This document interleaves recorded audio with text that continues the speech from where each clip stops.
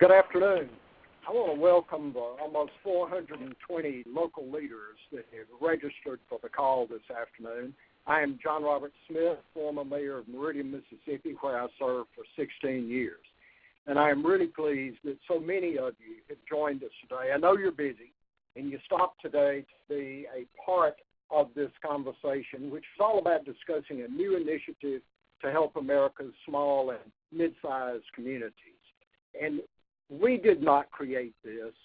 Mayors and council members created this because over the last few months, we have sought the input of local elected officials, including a number of you on this call today, and I want to thank you for being a part and giving us your best guidance for the future.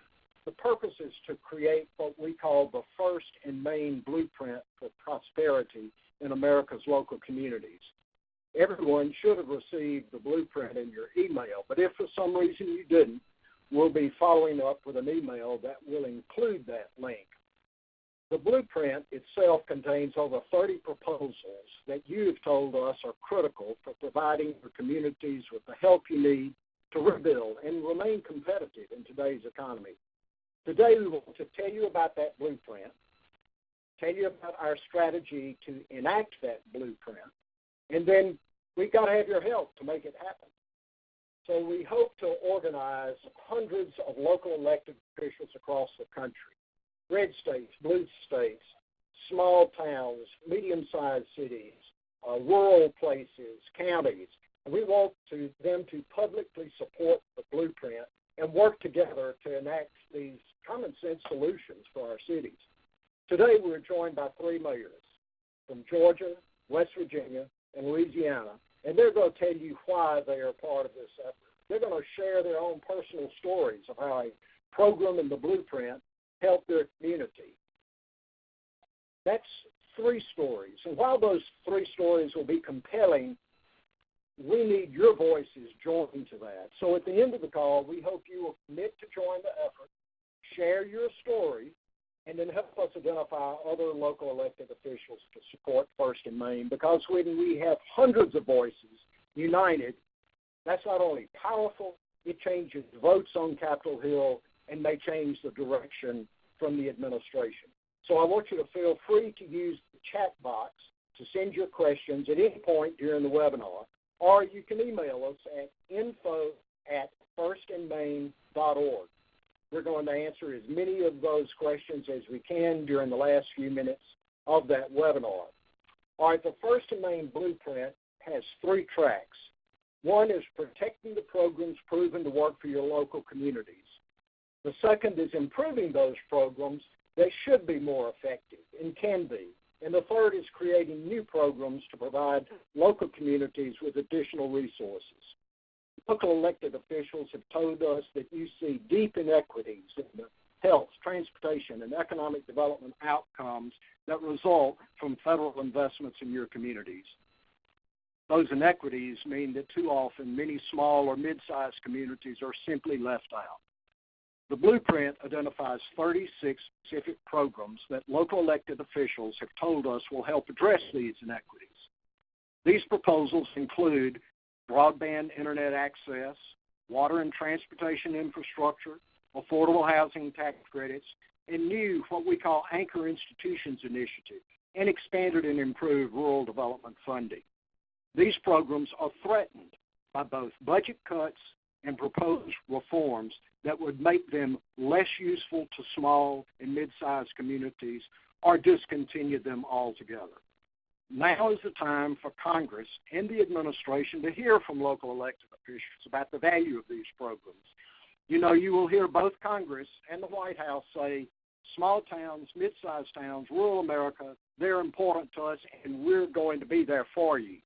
Well, they're not going to pick up the phone and call you, so you need to join your voices so that they can hear what you actually need. It's the only way they'll know. And to do that, we have three mayors who will talk to us today and share their stories. The first is Mayor Robert Rickert, who is serving his second term as the mayor of Macon-Bibb County, a unified government in Georgia. He is the first mayor of this new government, and so has had to craft many of the relationships and the policies to make this new government be responsive and work, and he has certainly done that. I've been to Macon a number of times, and it is a vibrant community with a great economic future ahead of it.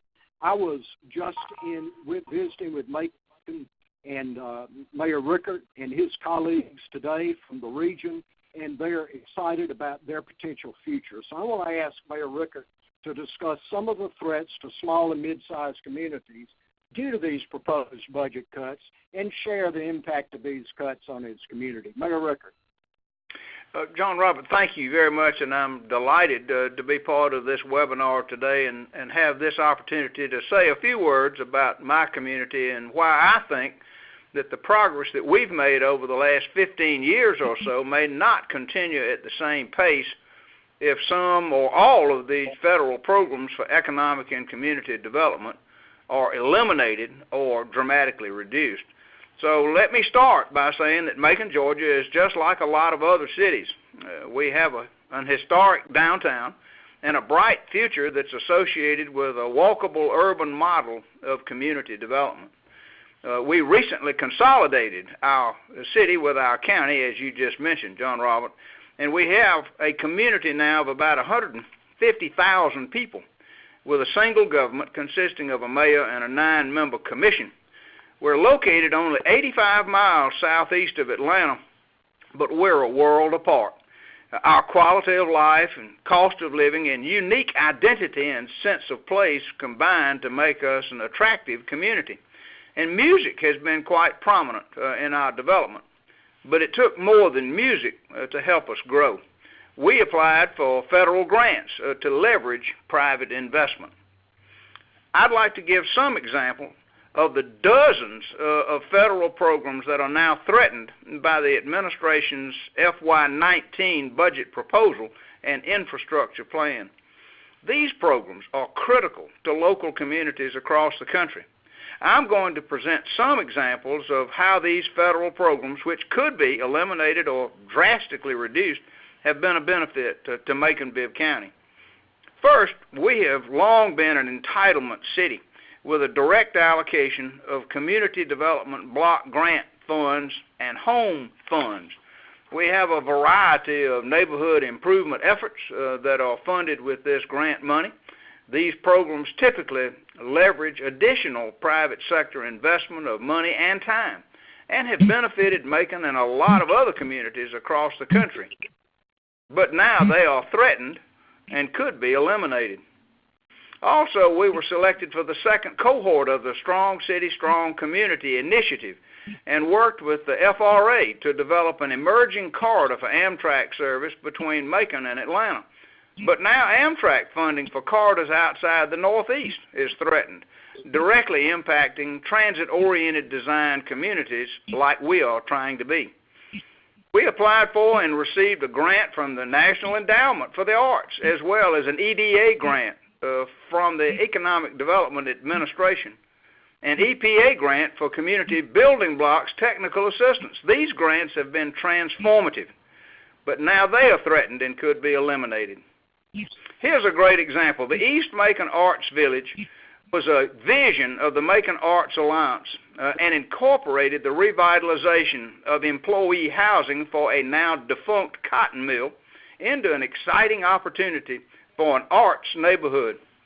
Utilizing the input initially developed from an EPA technical assistance workshop, this was phase 2 planning session and an NEA Our Town grant for $134,000.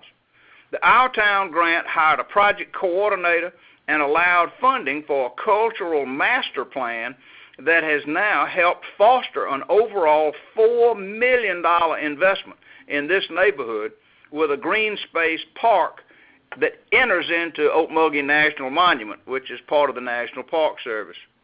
So next, here are some images from the lofts at Capricorn, which are 120 units of market rate housing located adjacent to the original recording studio where the Allman Brothers Band and Wet Willie cut many of their great songs. It is a great example of attracting private investment to transform a deteriorated part of town into a bustling neighborhood. The EPA Building Blocks Technical Assistance Grant helped make the case that in-town revitalization was the most cost-effective way to develop our community. I mentioned our efforts to get passenger rail service in the emerging corridor between Macon and Atlanta, but funding for Amtrak is proposed to be eliminated in all sections of the country other than the Northeast corridor. Community development and economic development go hand in hand, and an EDA Public Works grant for infrastructure at our I-75 Business Park has led directly to investments by Tyson Foods, Tractor Supply, and FedEx. This investment helped bring Amazon to our area, and a new fulfillment center is under construction. Overall, we have created 1,100 jobs in the last 12 months, and that's something to sing about. But this kind of progress is vulnerable to penny-wise, pound-foolish budget cuts. On the local level, in communities like Macon-Bibb County, all across the country, we need federal grants to incentivize private sector investments. I want to be a part of making this case to our members of Congress, and I hope you do as well. Thanks. Thank you, Mayor Rickert, and thank you for sharing your story with us and for focusing on the great opportunities that await for your community, but for an engaged federal partner. I first met Mayor Steve Williams when I visited his hometown of Huntington, West Virginia, to deliver a technical assistance workshop for the mayor. Lovely downtown, vibrant community on a river, in the mountains. What a beautiful setting for future growth for your community. Mayor Williams was reelected to a second term in 2016, and it was under his leadership that Huntington was named the $3 million grand prize winner of the American Best Communities competition in April 2017. Mayor Williams will discuss why local-federal partnership is critical to the success of local communities, and to discuss how his community has engaged with the federal government. Mayor Williams. Thanks, John Robert. It's good to be able to join you on this panel discussion. Huntington is, as it's indicated, is a population just shy of 50,000. We're the second largest city in the state of West Virginia. I think the slide says third largest. I didn't look closely enough to make darn sure that it's accurate. But we're the second largest, and we're standing notice that we're probably going to be the largest after the 2020 census is completed. We're located along the Ohio River Valley as the Ohio River comes down from Pittsburgh, starts to bend its way up towards Cincinnati. We are right at the location where Ohio, West Virginia, and Kentucky come together, and right at that point where the river hits to Cincinnati. As John Robert pointed out, we are a historical railroad city as well as a river city, and what we've been working on is rebounding our economy and trying to revitalize ourselves, and that's really what led to our participation in the America's Best Communities competition. So the question is, why First and Main? Why would that actually resonate with your community? Fact of the matter is that, as I have said to our federal partners, is that there are a lot more of us, of mid-sized communities, than there are the large cities out there. And we are the birthplace of innovation throughout the nation, because we have engaged residents who care and want improvement in their community. And as a result of that, we have revitalization opportunities that will strengthen neighborhoods and create jobs and improve our quality of life. What we see in Huntington, as I have said about communities, is that the difference is nothing but zeros. Is a community of 5,000, whether it be 5,000, 50,000, 500,000, or 5 million, The only thing that differentiates Huntington, West Virginia, just shy of 50,000, and New York City are the zeros. We're still dealing with the same issues. The challenge is that we don't have the resources that a New York City or Chicago or Philadelphia has. But one thing that we do have is that in our size that we can move quicker, we can move more efficiently, and because of our economy of size and scale, we can identify sooner what works, and we can correct even quicker what doesn't work. So when we're talking to the federal government, we're talking to them about partnerships. We've had federal partners to come in to meet with us, and the first message that I deliver to them, just as I'm sure so many of you do when you're speaking with your federal partners, is that if you think that you're going to come in to meet with us and tell us what we need, we might as well finish this meeting right now. We know what we need.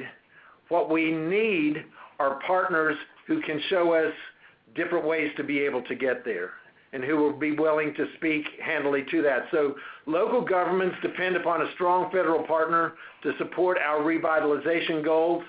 Federal funding provides critical support for local transportation, economic development, housing, parks, arts and cultural activities through appropriations or tax incentives.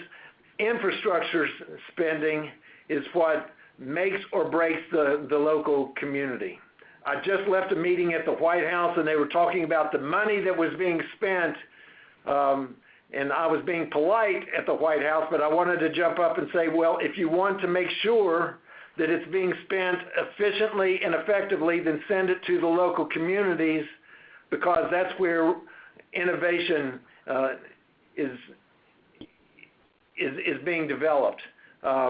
This is the reason for First and Main. A couple examples of what we've been doing in Huntington is that we've been able to partner with the U.S. EPA for brownfields resources, the Economic Development Administration, the EDA for Public Works financing, and the Appalachian Regional Commission for power grants.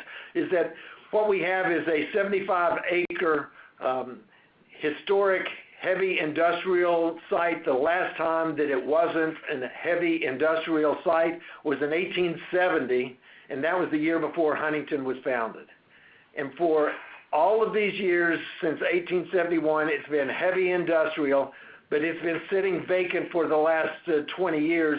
And Justin, as in our town, as in many of your communities, there are some properties, there are some buildings, and even individuals hiding in plain sight that we get used to going by day after day, and after a while we become blind to it, and we also become blind to the talent that we have.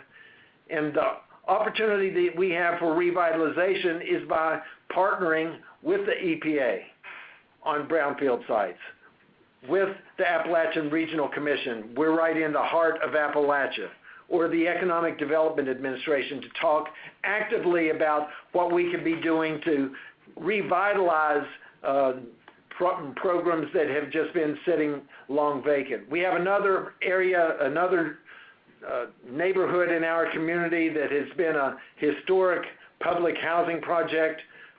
It was built in the 1930s. An ancient public housing project that became, while it continued to provide housing to those who needed it, it also ended up providing shelter and a safe area for people to be able to conduct crime and be able to deal drugs.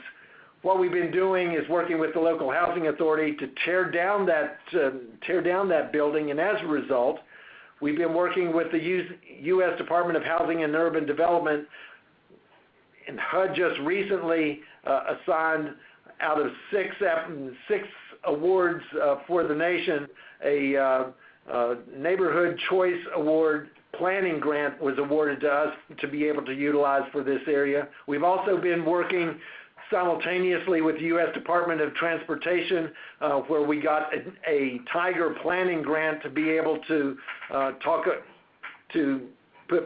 put plans together, because we have a major thoroughfare coming right down the middle of our city, We have a challenge where we want to have the efficient transport of vehicles in and out of the city to Interstate 64 that goes by our city. But the problem is this 5 lanes of traffic cuts right down the middle of a neighborhood. The beauty of the partnership is that we were able to call the Department of Transportation and talk to the Undersecretary of Transportation and be able to talk to them very directly about this problem and say, once again, we knew what our need was, we just didn't know how to get there. And they were able to show us how they would be able to assist us in that regard. The National Endowment for the Arts is also providing future Our Town support as well, because we know that the arts plays an active role in quality of life, but also in what you're doing to be able to promote economic activity. So once again, why First and Main? If we're going to do this, we have to have a blueprint for local economic prosperity. Mayor Rickert showed where the money is starting to be diverted to elsewhere. If we're going to come back and talk about this, the next speaker will go into more detail about First and Main, but we have to have a blueprint. Recent passage of the federal government shows that $131 billion over the next 2 years is going to be spent. We need to be able to communicate to the federal government that we know what needs to be done, what improvements need to be made, and what's missing at the federal level. Let me speak just directly to every mayor, county executive, and town supervisor and any tribal leader that's present. Know this, we are where the rubber meets the road. Nobody understands the issues more than us, and we should never, ever allow ourselves to think that we should run short shrift or bow down to federal bureaucrats or federal leaders to ask permission for us to do something. We need partners. We don't need directors. And First and Main gives us a blueprint to be able to speak strongly and speak strongly from our own experience as to how we might be able to move forward. The First and Main blueprint identifies how the federal government can help communities prosper. Thanks for giving me the time to be able to chat with you. Mayor Williams, thank you for those comments, for sharing your story. Thank you for being at the White House today to also raise your voice there. And we're going to have to raise this united voice in multiple ways, and I appreciate that both you and Mayor Rickert are a part of that, and I believe your inspiring stories will draw others. We've heard 2 of the 3 stories we're going to hear, and they're compelling stories, and they lead us to discussion of the blueprint. And the blueprint, as well crafted as we believe you mayors have helped us make it, without implementation, that blueprint is merely an aspirational good intent. Now I'm going to call on our partner from Sustainable Strategies, the CEO of Sustainable Strategies, Matt Ward. Matt, talk to us about the strategy to take the blueprint to implementation and to action. Thank you, John Robert. It's a pleasure to be here with you and with Mayor Rickert and with Mayor Constant, who we're going to hear from Gretna, Louisiana, and the mayor of the great city of Huntington, West Virginia. We're sitting here in Washington, D.C. together with Steve Williams, but I happen to grow up in Huntington, West Virginia, so it's a real honor to be here. I'm going to just start out by saying, it has been said that communities can be shaped by choice or they can be shaped by chance. And we cannot leave to chance that the federal government knows about the programs that are making a difference in Macon and Gretna and Huntington and all of your communities. We really need to make the choice. We need to raise our voice and make sure they understand why these programs are important, why we need partners, and why reducing or eliminating these programs will really, really affect our national momentum and affect these communities. I want to tell you that all the good stories that Mayor Rickert of Macon told, all the good stories that Mayor Williams of Huntington told, all those programs are slated for elimination in the president's budget for the coming year. and none of them are necessarily safe in Congress. So that's why we need to raise our voice. We have developed the first and main blueprint, Blueprint for Prosperity for America's Local Communities. We've actually been working on it for more than a year since the election, and we've really brought it to a head over the last couple of months, working with many of you. It's been developed by and with local elected leaders and their key staff, city managers and economic development directors and planners from all across the country. It's focused on those programs that are really going to make local revitalization happen. We want to protect programs that are proven to work, improve programs that can work better, and create a handful of new programs to provide local governments with additional resources to drive their local revitalization. There are 4 principles that kind of back all of this. Number 1, we want to support locally driven revitalization. Mayor Steve Williams talked about that. Second, we want to build vibrant, healthy, and walkable towns and cities and counties across America. We want to focus on small and mid-sized communities. I think Mayor Williams is right that it's just a matter of zeros. What can help revitalize Los Angeles can also revitalize, the city of Branson, West Virginia, which has 4,500 people. But truly, it's the small and mid-sized communities that were critical in this last election. There's a message that we want to lift up places that have been left behind. We want to lift up places that might not have the resources to do it on their own. But you know what? You can't kill affordable housing and infrastructure and CDBG programs and expect these small and mid-sized communities to move forward.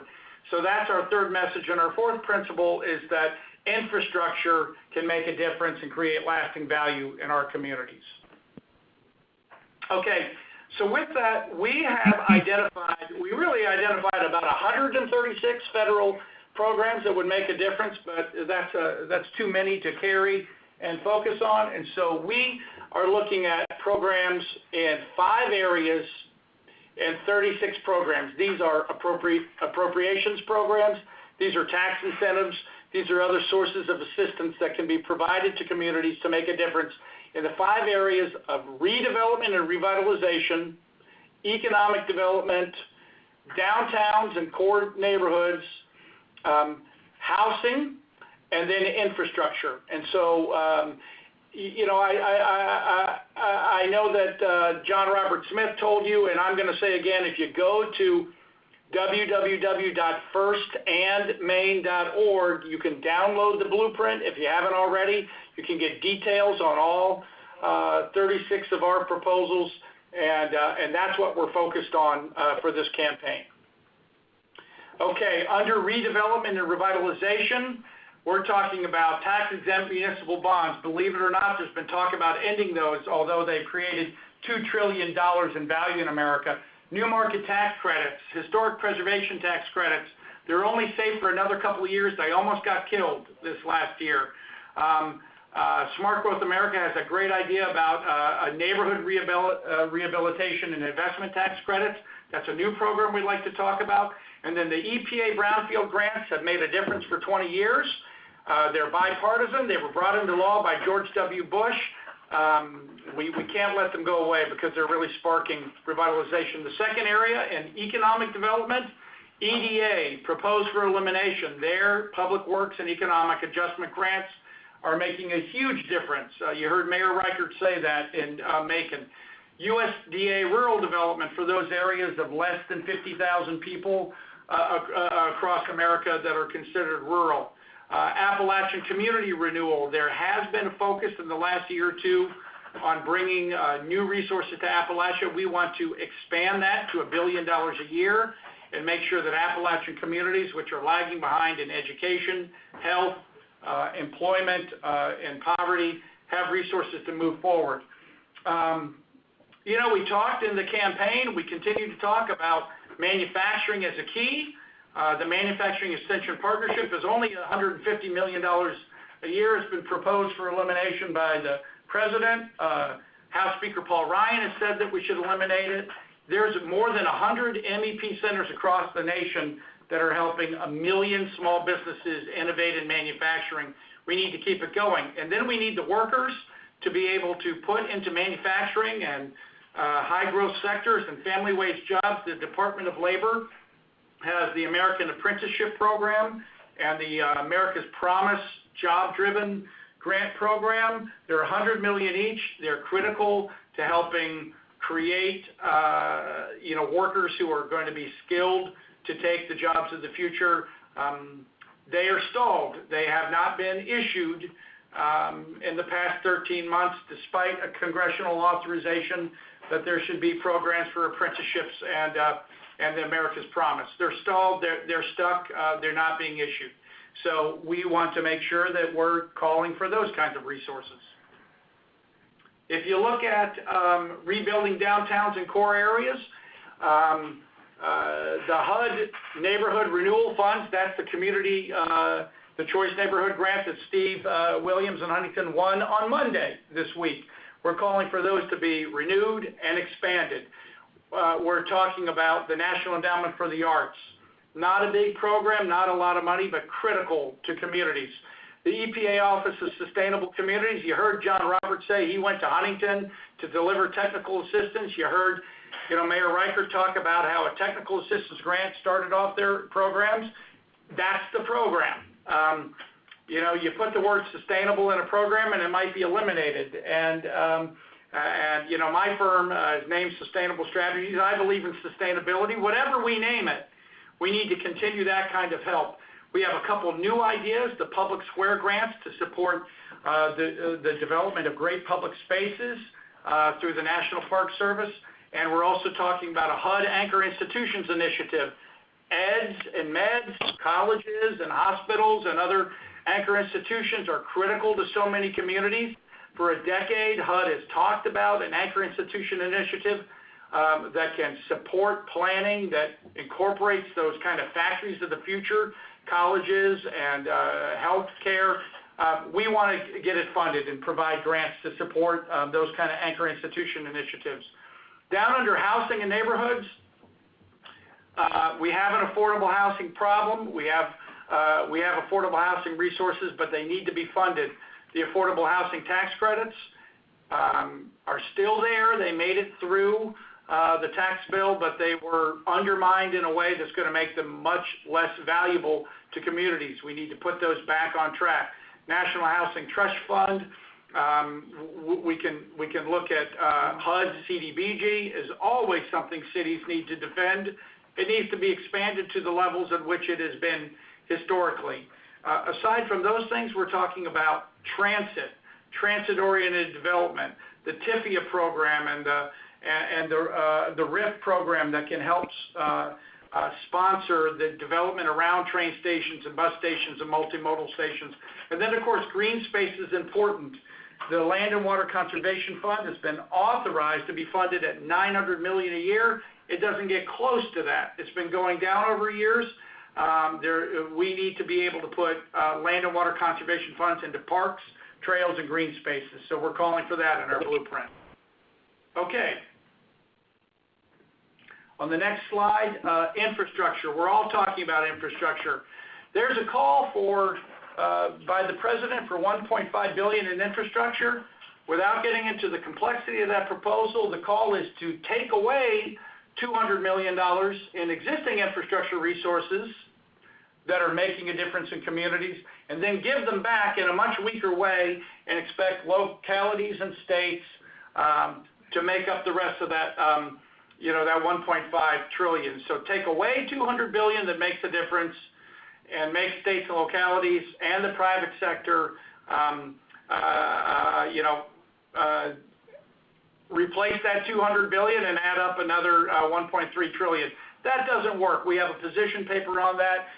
We're going to be active on this. And all these programs up there, I could go through all of them, but it would take too long. But for roads, fixing existing infrastructure, trails, transit, multimodal, all of these programs up there could make a difference on community economic development and community revitalization. We're calling for them to be funded at their full authorized levels, funded in a way that works for local governments, not just the biggest local governments, Sure. The Port of Los Angeles can float a public-private partnership and get Wall Street to finance a $1 billion expansion of the Port of Los Angeles. I don't think you're going to get trails and connectivity built in Macon by telling Wall Street to underwrite it.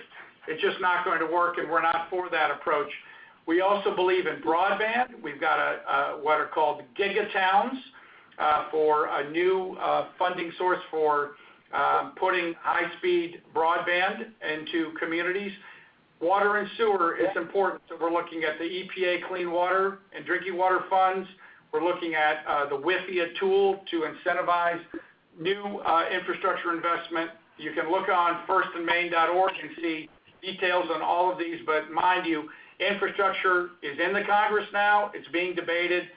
Mayors and county commissioners and town supervisors need to be behind the right approach to infrastructure investment.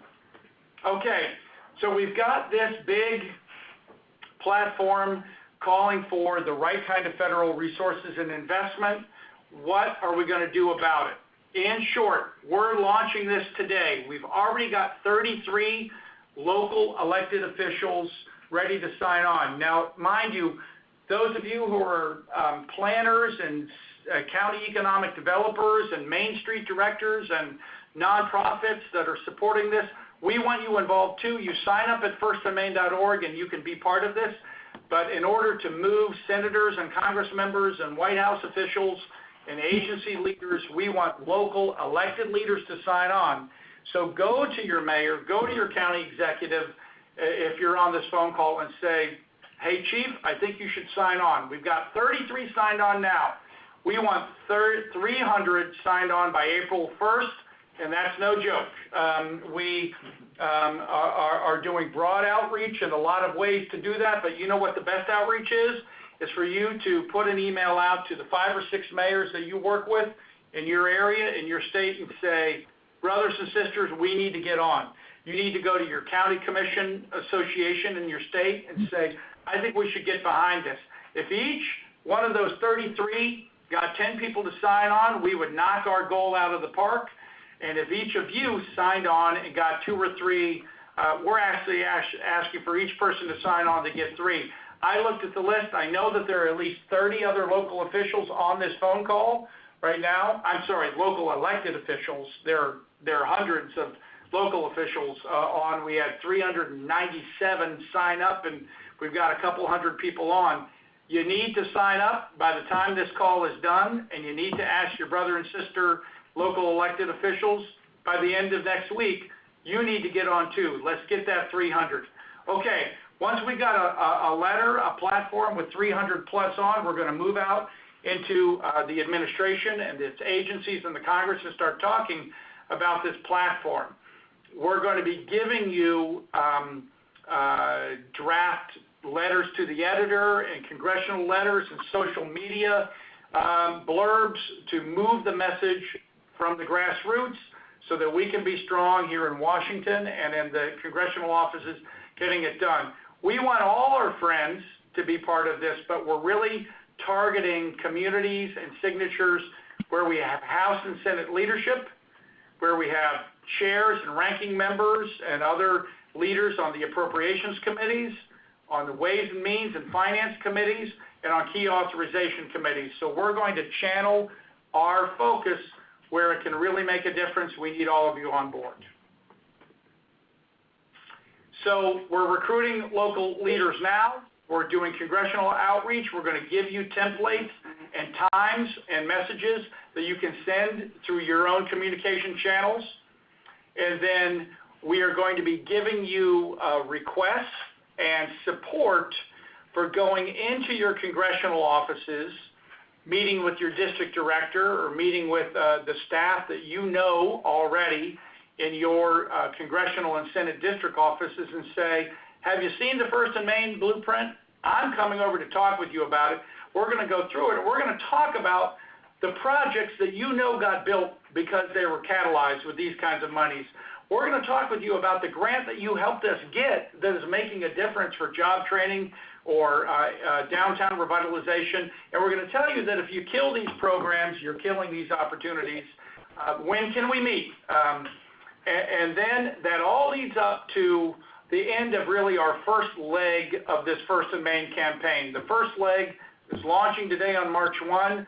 It's coming to a head on April 23rd and 24th, when we will have a fly into Washington, where we would like to bring as many of you as possible, no fewer than 50 local elected leaders, to Washington to be part of a get-together where we are collaborating, and then we're going to go down to the Hill. We're going to go to federal agencies in the White House, and we're going to say, we're America's local leaders from America's heartland communities.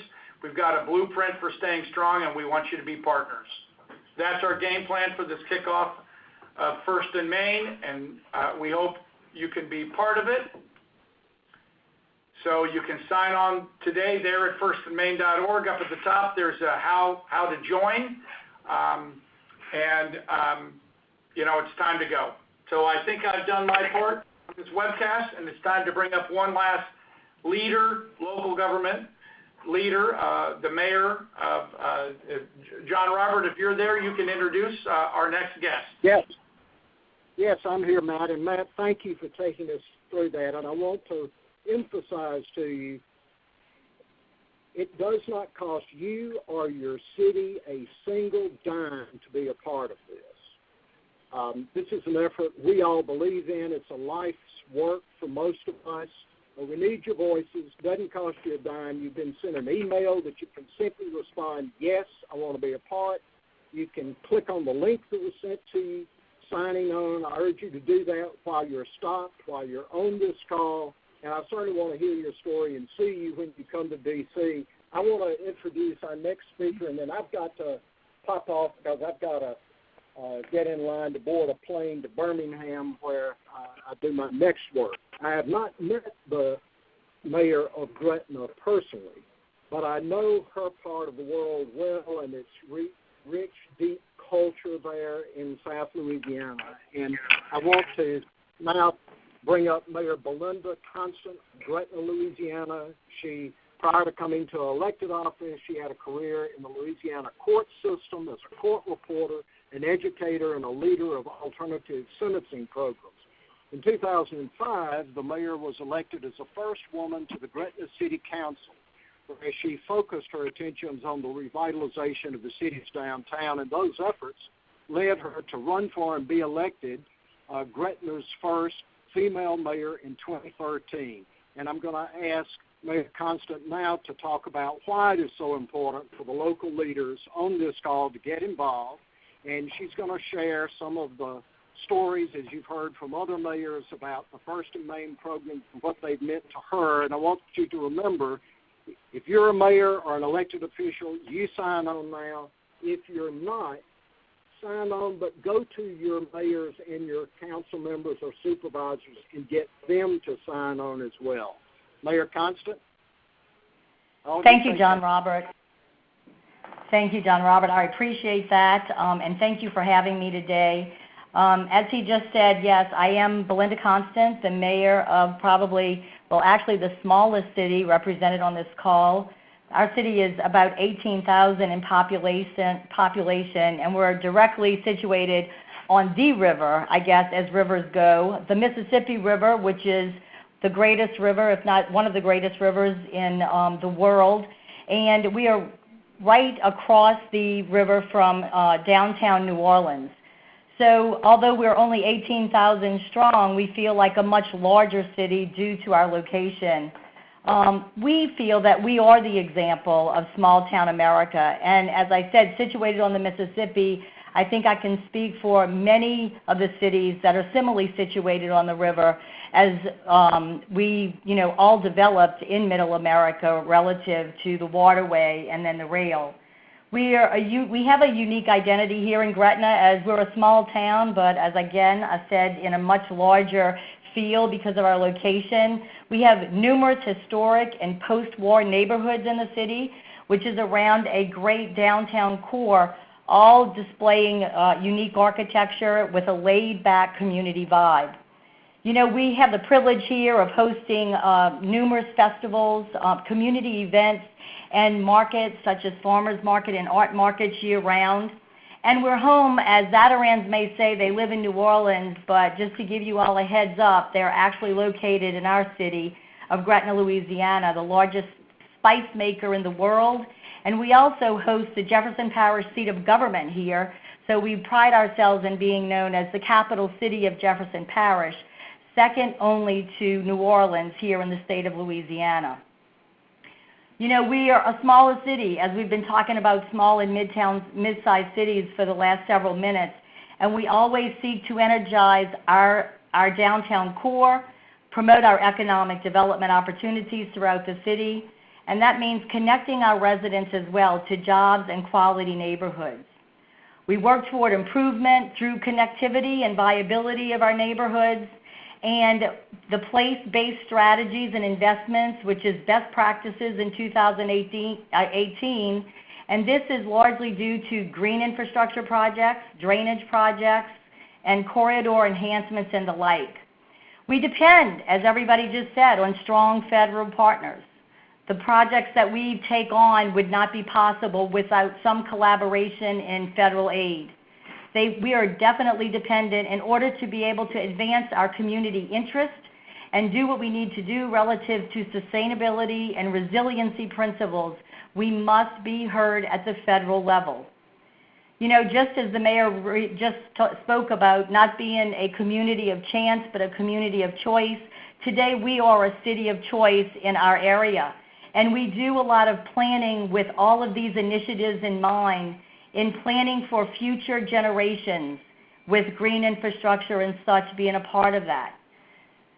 Talking about some of the projects that we've been involved in with federal leveraged monies is Zatarans. That's the biggest one I probably can point to, because several years ago Zatarans wanted to do a major revitalization of their company, and it dealt with having to enlarge the manufacturing component of what they do. Next door to Zatarans was a former Multer chemical site that was a contaminated property and had several environmental issues. But for the EPA Brownfield Resources, who assisted us with the early stages of that plan, as well as the assessment and testing and ultimately the remediation, we would have lost Zatarans to another location, probably outside maybe the state of Louisiana. This site was sold to the adjacent Zatarans facility, who has expanded their production operations within the city of Gretna, and that gave us the ability to grow one of our primary sources of quality jobs with benefits. Also, the second project that I want to illustrate is what we call the 25th Street Resiliency District. This district is comprised of about 1,000 homes. The district is framed around reduced flooding risk in our area of the city because, as most of you know, in this area of this country, we deal largely with repetitive flood losses. And in this area, in the 25th Street Resiliency District, this is one of the highest concentrations of repetitive loss properties in the country that we have identified. Working with LA Safe, which is a part of CDBG, as you heard earlier, to support environmentally sound approaches to stormwater management and addressing critical community design deficits in the neighborhood, but for us being able to have a voice at that table, this project and this area of our city would go unnoticed, would not be a viable place for home ownership, and we don't know what the future would hold for 1,000 homes located in the area. This funding would represent only roughly half of the total project cost, but without it, we would be absolutely unable to proceed. Combined projects in the district will connect these neighborhoods to each other, better recreational amenities, and reduce flood risk, and prohibitively high flood insurance rates, which is something critical, again, to our area. This would make the neighborhood more viable and secure its future inside the city limits of Gretna. Downtown drainage projects, again talking about leveraging funds. Our downtown drainage improvements that we've embarked on only because of the technical assistance that we've been able to leverage with EPA and CDBG funds. This project, again, is a result of having to deal with stormwater management, a true risk relative to our downtown area, and we do it through, and we are able to do it now because of CDBG. Without those critical funds, we would not be able to complete the much-needed drainage work in our downtown area. So these funds, as I just spoke about, represents the result of this catalytic project for our city, and will showcase new ways for the region with combined sound stormwater management practices and other infrastructure demands. It would meet both of those. We've right now in the middle of talking about a West Bank art opportunity, calling it the West Bank Art Walk, which is a collaboration with New Orleans in Algiers Point, connecting the East Bank to the West Bank. And this is currently positioned in the National Endowment for the Arts. Our Town Grant Program is something that we've reached out for in order to leverage the attention we need to be able to create this opportunity to the large scale that it is. All of these, as I've just pointed out, and many more would not be possible without a strong federal partnership. We need these programs intact to push our communities into engaging more with sustainable and resilient future. We cannot afford to be left behind in these conversations. And without these programs, all of the most exciting projects happening in our city would not be possible. You know, great things can happen in small packages, we always know. Without being federally funded, we could not have the viability and sustainability of quality of life that we need in order to be a viable city. Local government leadership has to get involved, and we need to get involved now.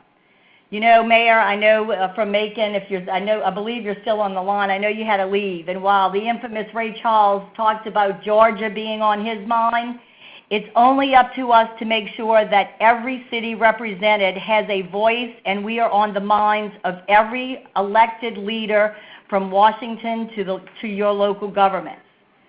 We need to get involved. Yes. So with threats to the critical infrastructure, you've heard all about it earlier from others, and threats to local governments, especially with us that we're dealing with, as most of you may be dealing with in your capital cities with local funds, and the promise of $131 billion of new federal spending, we must energize ourselves. We're dependent on each one of you on the call, every local leader, we can't say it enough, to demand the investment in our communities today. We are the closest reality and the closest elected body to the people, all of the people, and the combination of all of the people who live in middle-sized cities and small cities probably exceeds the total population of the larger cities across our country. These infrastructure problems, the exorbitant matches that we need to come up with, we know is critical. We cannot afford to do that without federal leverage. And the First and Main campaign is the local government's voice on these important matters. It's a call to action today. That's what this is about. I appreciate Smart Growth America in bringing this forward, and I'm thankful to this initiative of First and Main campaign. We need an organized effort, because every day the organized minority can change the complacent majority every day of the week. So we need at this point to control our destiny in small town and mid-sized America. We need to be able to know that our voice is being heard. We can do it. We can do it through First and Main. We can do it in numbers. And we can make sure that every one of our cities are represented financially in a way that has never happened before. So I'm going to ask you now, go to the website, educate yourself about First and Main.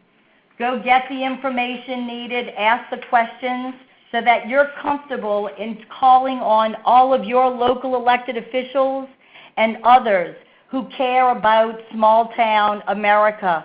And then join the coalition at the website or by replying to the email that you've received during this webinar.